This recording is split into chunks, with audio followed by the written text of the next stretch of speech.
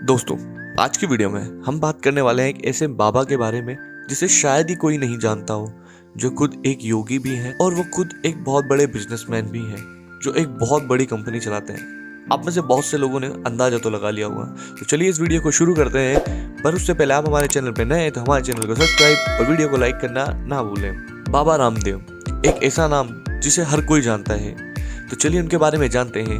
बाबा रामदेव का जन्म एवं प्रारंभिक जीवन। बाबा रामदेव का जन्म 25 दिसंबर 1965 में हरियाणा के महेंद्रगढ़ जिले के सैयदपुरा गांव में पिता रामनिवास यादव और मां गुलाबो देवी के घर हुआ था। उनके माता पिता दोनों किसान थे। उनका एक भाई राम भारत है, जो पतंजलि आयुर्वेदिक लिमिटेड की एक फर्म के सीईओ हैं।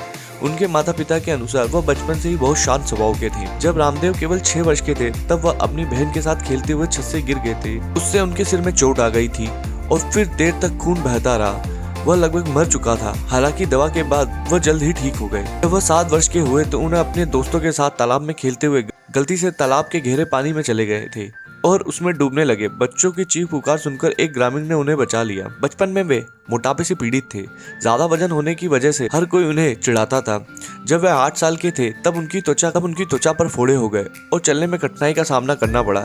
तब उन्होंने इस समस्या को दूर करने के लिए योग का अभ्यास करना शुरू किया। जब वे स्कूल में थे उनकी क्लास में रामदेव का एक टीचर धूम्रपान करता था, जिससे रामदेव चिढ़ जाते थे। उस समय वे उस शिक्षक के धूम्रपान छुड़ाने के लिए नहीं कह सकते थे, लेकिन बाद में जब वे संत बने तो शराब और तंबाकू पर भाषण देते हुए वह किस्सा दूसरे लोगों को सुनाया करते थे। एक दिन उनके पास एक पत्र आया जिसमें लिखा था कि उनके शिक्षक ने अब धूम्रपान छोड़ दिया है। बचपन में उन्हें एक लकवा का दौरा पड़ा, जिससे उनके शरीर का बायां हिस्सा प्रभावित हुआ। वह इससे चमत्कारी ढंग से ठीक होने का श्रेय योग को देते हैं। बाबा रामदेव की शिक्षा। उन्होंने अपनी प्रारंभिक शिक्षा अपने गृह नगर में प्राप्त की और 8 वर्ष तक अध्ययन किया।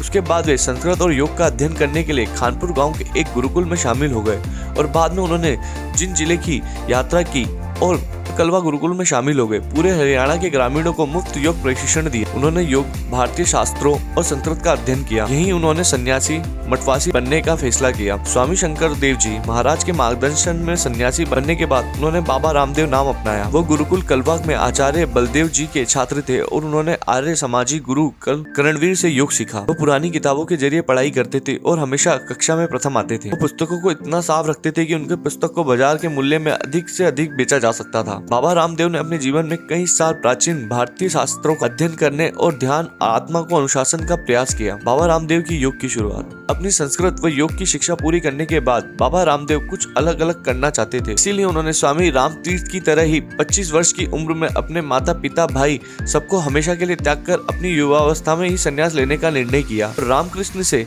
रामदेव बनकर उन्होंने एक योग गुरु बनकर अपने नए जीवन की शुरुआत। साल 1955 दिव्य योग मंदिर ट्रस्ट की स्थापना की और योग एवं आयुर्वेद को पूरे विश्व में लोकप्रिय बनाने के ऊपर काम करना शुरू किया और लोगों तक योग की शिक्षा पहुंचाने के लिए कठिन परिश्रम करना शुरू कर दिया और यहीं से उनके योग गुरु बनने की शुरुआत हुई। कलवा गुरुकुल, जिनमें लोगों को निःशुल्क योग सिखाया।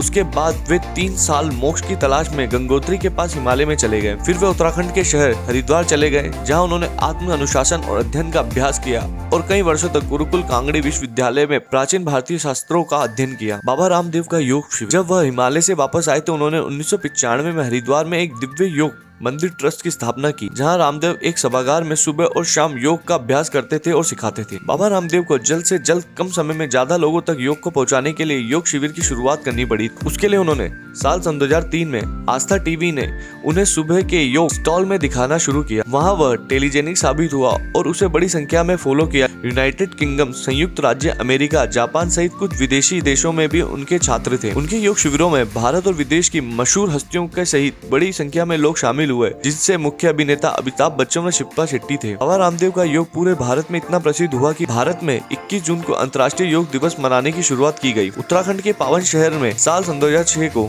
ऋषि पतंजलि नाम पर पतंजलि योगपीठ संस्था की नींव रखी। स्थापना का मुख्य उद्देश्य लोगों को योग और आयुर्वेद का ज्ञान देना है। पतंजलि योगपीठ ट्रस्ट रामदेव द्वारा शुरू किया गया एक गैर लाभकारी संगठन है। आचार्य बालकृष्ण पतंजलि योगपीठ के महासचिव है और बाबा रामदेव पतंजलि योगपीठ के एक कंपनी के एक अधिकारी के मुताबिक 2016 तक आते आते कंपनी का सालाना टर्नओवर 450 करोड़ हो चुका था।